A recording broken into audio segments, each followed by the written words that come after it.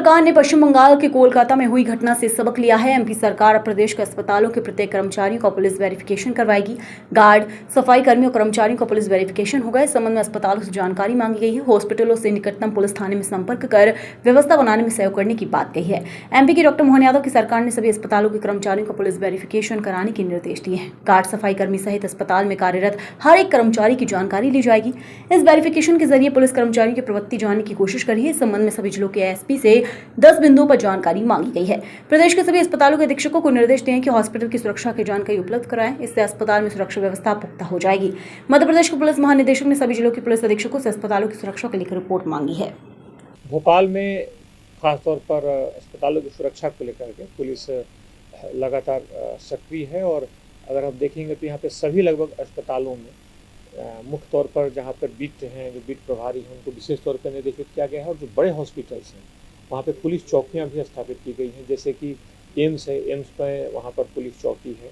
यहाँ पर हमीदिया हॉस्पिटल है, हमीदिया हॉस्पिटल में भी चौकी है और हाल के दिनों में कुछ महीने पूर्व वहाँ पर बल की संख्या भी बढ़ाई गई है। खासतौर पर हमीदिया में संख्या को देखते हुए, वहाँ पर जितने लोग आते हैं उनके अनुपात को देखते हुए वहाँ पर बल की संख्या भी बढ़ाई गई है। तो इसी तरह बाकी भी हॉस्पिटल्स हैं, वहाँ भी समीक्षा की गई है और सभी जगहों पर पर्याप्त सुरक्षा बल रहे, पूरी तरीके से पुलिस की जब भी ज़रूरत हो पुलिस तत्परता से वहाँ पहुँच सके, कार्रवाई कर सके, उसे सुरक्षा प्रदान कर सके, इस बात को सुनिश्चित किया गया है।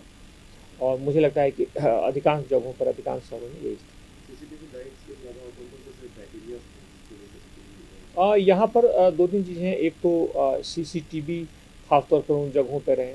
सीसीटीवी के साथ साथ क्योंकि मेडिकल के बहुत सारे ऐसे केसेज आते हैं, एक्सीडेंट के केसेज आते हैं, कई बार एमएलसी के केसेज आते हैं जिसमें व्यक्ति की कई बार जो मेडिकल रिपोर्ट होती है, कई बार वहाँ लोगों को तत्काल शिकायत करनी होती है या कई बार व्यवस्था से जुड़ा अगर कोई मुद्दा आता है अस्पताल में तो उसको उन्हें पुलिस की सूचना देनी पड़ती है।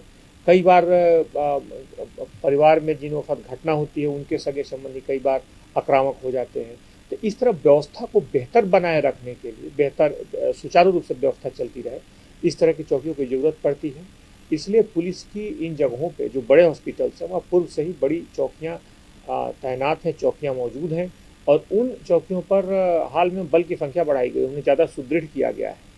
और साथ ही साथ जो छोटे हॉस्पिटल हैं वहाँ पर पुलिस का बल लगातार, खासतौर पे जो बीट के प्रभारी हैं, बीट के जो जवान हैं, वहाँ पर लगातार संपर्क में है और वहाँ के किसी भी छोटी से छोटी समस्या पर पुलिस तत्परता से कार्रवाई सुनिश्चित करती है।